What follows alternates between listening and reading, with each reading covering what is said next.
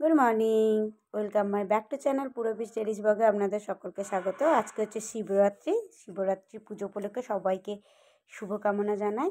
বড়দের প্রণাম, ছোটদের অনেক ভালোবাসা দিয়ে আমার ব্লগটা স্টার্ট করছি। তো আমি যাব পুজো দিতে যাব, এখন 12:30 বাজে। ওখানে লাইনে দাঁড়িয়ে আছে আমার ছোট ছেলে আর আমাদের বাড়িতে যে দিদি থাকে সে, আর আমার তার সাথে আমার একটা স্টুডেন্ট। তো সেই বেরোনোর আগে আমাকে ফোন করে দিয়েছিল। তো ফোন করে দেওয়ার পর বলেছিল যে দিদিমণি আমি তোমার জন্য লাইনে দাঁড়াচ্ছি, তুমি তাড়াতাড়ি চলে এসো। এবার সবাই তো সবটাই তো জানো, আমাকে সব কিছু কাজ সামলে যেতে হয়।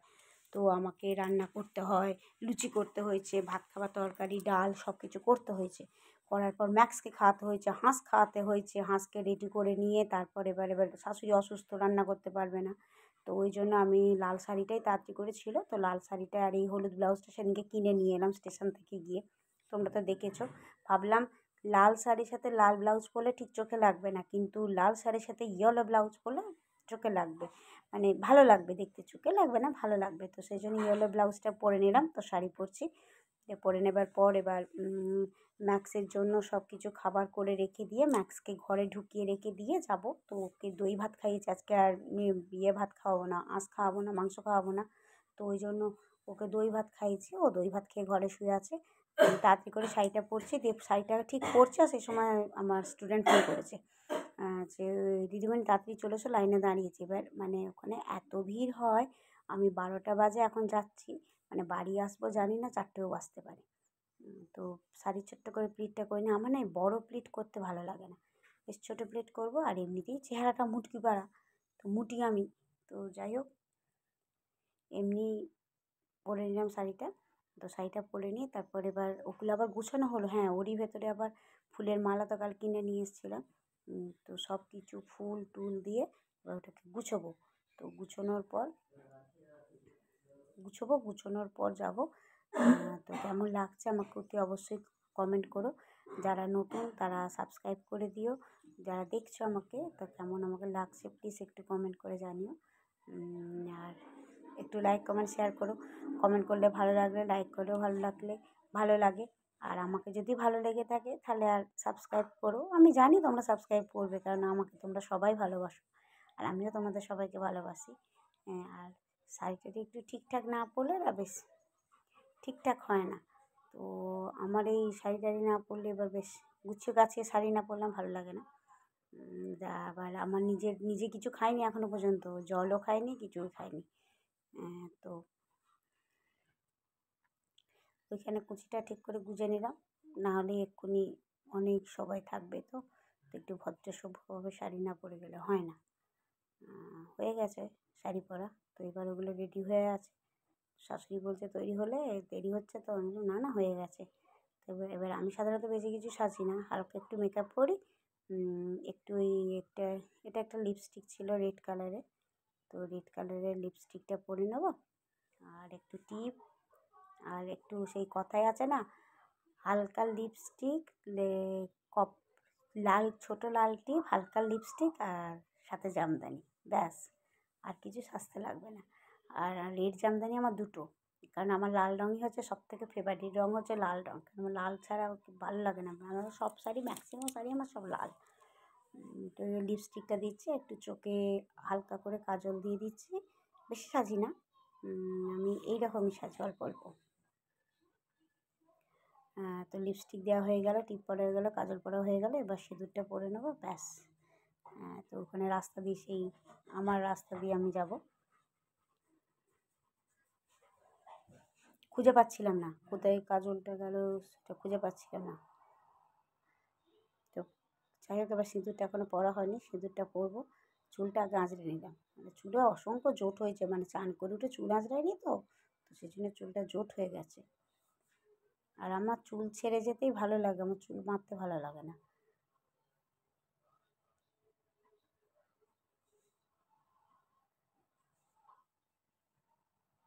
চুল আঁচড়ানো হয়ে গেছে, তো এবার ফুলের মালাগুলো নেবো, নিয়ে বেরিয়ে পড়বো। তো চলো দেখতে থাকো তোমরা।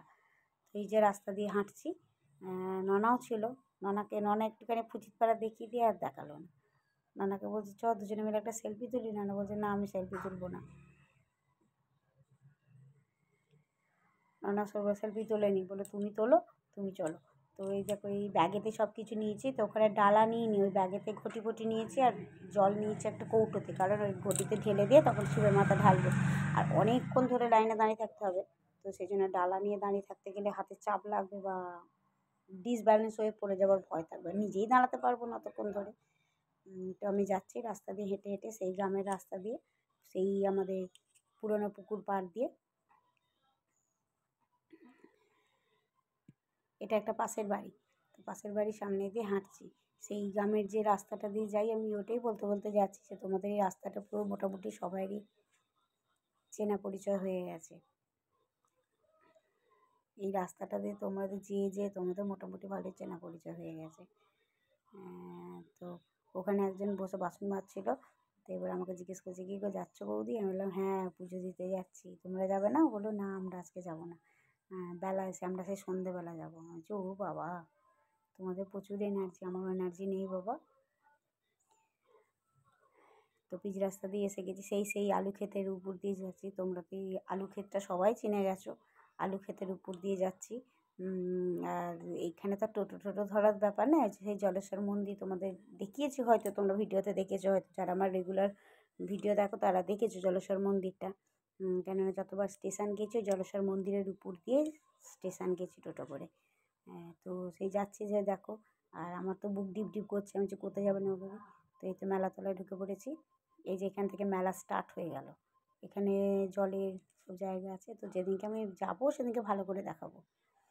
এই যে যাচ্ছি মেলাতলা, এবার আমার চিন্তা হচ্ছে কোথায় লাইন পড়েছে, প্রথম দিকে না শেষ দিকে। প্রথম দিকে পড়লে তাড়াতাড়ি হবে, আর শেষ দিকে পড়লে বিকেল হয়ে যাবে। আর ননাকেও দেখতে পাচ্ছি না, ও ঠাকুমার সাথে এসে গেছে। তো এসে দেখছি তো মাথায় হাত, বলছি ওরে বাবা রে, কত দূরে জায়গা। তো আমার স্টুডেন্ট আমাকে দেখো, দিদিমণি তাড়াতাড়ি এসো তাড়াতাড়ি এসো। তো আমি বললাম ঠিক আছে চলো। দাঁড়াই, ও বাবা দেখো পেছন দিকে কত ভিড়। আমরা ভাবলাম একটু সেলফি তুলবো, সেলফি তোলা আর হলো না, এত ভিড় দেখে। আর ননাকেও খুঁজলাম, ননা বললো যে না আমি আর থাকবো না, এত ভিড় তুমি থাকো। ননা বাড়ি চলে গেলো। এই দেখো দেখছো অসংখ্য, মানে সব দূর দূরান্ত থেকে আসে, কোথায় নবগ্রাম, কোথায় রানাপাড়া, কোথায় গোপালপুর, বিশো সবাই টোটো করে আসে। আর সে সাজেও সবাই, মানে এত সুন্দর ভালো লাগে, অনেক সবাই আসে। একটু গল্প করার লোক পেয়ে গেলাম, পাশে একটা বউ পেয়ে গেলাম, বেশ ভালোই গল্প করছিলাম। গল্প করতে করতে আমার যে দিদি ছিল সে দিদিও গেছিলো। এই লাইনটা 5টা রাউন্ড হয়েছে, ওই দেখো সবাই দেখছে, সবাই দেখছো কীরকম সেজে এসছে। তো এটা মোটামুটি 5টা রাউন্ড হয়েছে। তো 5টা রাউন্ডের ভেতর আমি ছিলাম 3 নম্বর রাউন্ডে। আমার পিছনে তো 2 নম্বর রাউন্ড ছিল, আর সামনে এখনও 3 নম্বর রাউন্ড ছিল। ওরই ভেতরে একজন আবার ডন্ডি কাটছিল, এই দিদিটার সাথে আমি গেছিলাম। তো এই দিদি হচ্ছে আমাদের বাড়িতে দিদি, এর সাথে গেছিলাম। তো ওরই ভেতরে একজন ডন্ডি কাটছিল, আমি সব দেখছিলাম যে ডন্ডি কাটছে, হয়তো বাবা তার ইচ্ছা পূরণ করেছে, তো সেই জন্য ডন্ডি কাটছে সে। এখনও লাইনে দাঁড়িয়ে, তখনও বাজে ঠিক 4টে, তখন ওই 4টে না, আমি তো গেলাম 12টায়, 1:30, হ্যাঁ 1টা বাজবে, তখন 1 ঘন্টা দাঁড়িয়ে, তখনও লাইনে দাঁড়িয়ে। এগোচ্ছে না লাইনটা, আমরা তাই বলছি যে এগোচ্ছে না কেন, সব ঘুমিয়ে পড়েছে নাকি, এগোচ্ছে না কেন। এই যে এটা হচ্ছে আমার স্টুডেন্ট, এই যে এই দিদির সাথে গেছি। আর এখানে দেখো এগুলো হচ্ছে বাঁক রাখা জায়গা, ওখানে সব বাঁক রাখে, মানে সব বাঁক রাখে। আর সব আমরা দেখছি, সবাই বলছে মন্দিরটা রং করেছে, তো মন্দিরটা রং দেখলাম ভালোই করেছে। প্রত্যেক বছরে মন্দিরটা রং হয়। তো আমরা বসেছিলাম, বসে থাকতে থাকতে বললাম যে লাইনের কাছাকাছি এসে গেছে, তাহলে বেশি বসে থেকে লাভ নেই, পৈতেটা বরঞ্চ খুলে নিই। পৈতেটা সেই গিট পরা থাকে তো, ওরমভাবে তো হয় না, মানে বাবার গলায় পৈতে পরাতে হয়।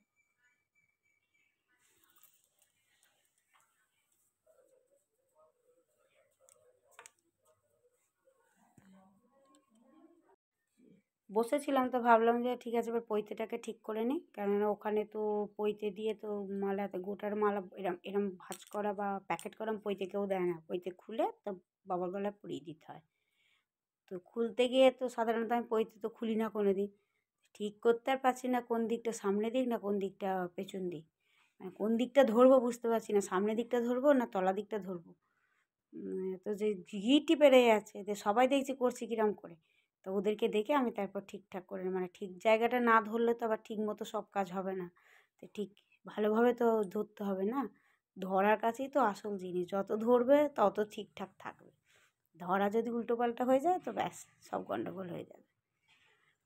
তো যাই হোক পৈতেটা ঠিকঠাক হয়ে গেছে। তো এবারে এইটা গলায় যে মালা পরাবো। এই ভিডিওটা তোমরা কালকেও দেখেছো, আবার আজকেও দেখছো। এই কারণে দেখছো, কালকেরটা ঠিকঠাক মতো হয়নি। আমি না ঠিক আছে বন্ধুদের আজকে আর একবার দিই, তো সেই জন্য এইটা আজকে আর একবার রেকর্ডিং করে দিচ্ছি। তো কেমন হচ্ছে কথাবার্তা সেগুলো বলো। তো দেখছি অনেক সবাই ছবি তুলছে আমি তাহলে আমিও একটুখানি ছবি তুলে নিই, সবাই যদি তুলতে পারে আমি কেন তুলবো না। তো আমিও চুলটাকে ঠিকঠাক করে, না চুলটা তো ভিজে ছিল জানো তো, আমরা দেখেছি চুল টুল আঁচড়ে চান টান করে চলে, আর প্রচুর চুল উঠছে, এত চুল উঠছিল। তো যাই হোক তখন বাজে ঠিক 3টে, তখনও ঠাকুরের কাছে যায়নি। তাই সবাই বলছে যে সবাই তার বলছে কত দেরি হয়ে গেল, সব সংসারে এই কাজ ফেলে রেখে এসছে ওই কাজ। সাধারণত বউরা বাইরে গেলে যেটা হয়, প্রত্যেকের কিছু না কিছু কাজ ফেলে গেছে। তো সবাই চিন্তা করছে বাড়িতে আমার বর আছে, কেউ বলছে বাড়িতে আমার ছেলে আছে, ছোট ছেলে আছে, তাকে আমি বাড়িতে রেখে এসেছি, বাড়িতে কেউ নেই। কেউ আবার বলছে হাঁস আছে, মুরগি আছে, তারপর তাদেরকে যে তুলতে হবে।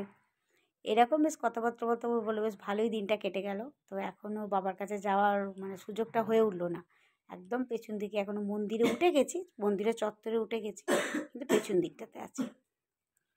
তো হয়ে গেল মোটামুটি, পেছন দিকটাতে আছে, সবাই মিলে সাজুগুজু করছি, বেশ ভালোই লাগলো দিনটা আজকের মতো।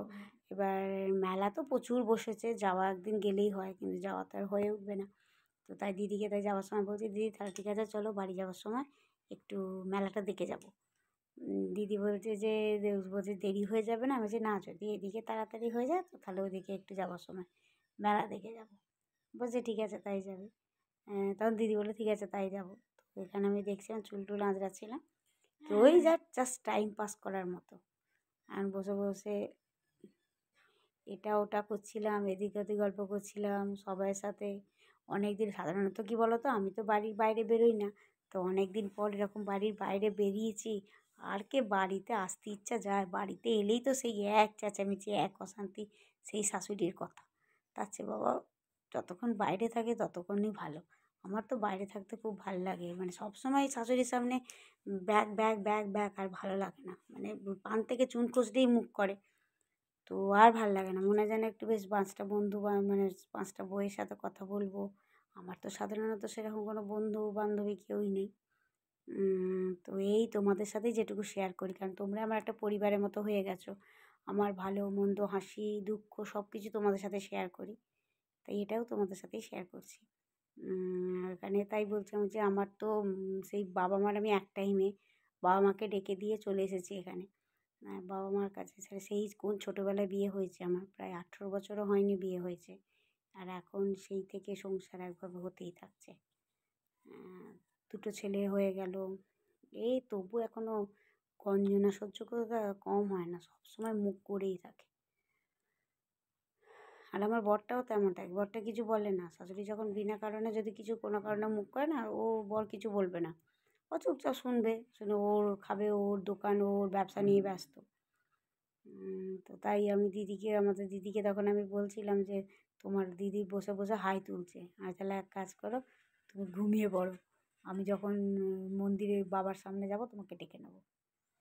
তো এই তো এতক্ষণে সামনে এসেছি, এসে হাঁটছি এখন, পুরো ঠিক ঘরে ঢোকার মুখের আগের মুহূর্তে। তো ঠিক এটা আগের মুহূর্তে এখন এসে গেছে। তো পুজো টুজো দিয়ে এবার বাড়ি চলে আসছি। বাড়ি আস্তে আস্তে ওই একই কথা দিদিতে আর আমাকে বলছি। পুজো টুজো হয়ে গেছে, তো ওখানে ভাবলাম একটু ক্যামেরা করব, কিন্তু ক্যামেরা করার স্কোপ পাইনি, কেন এত তাড়া মারছিল,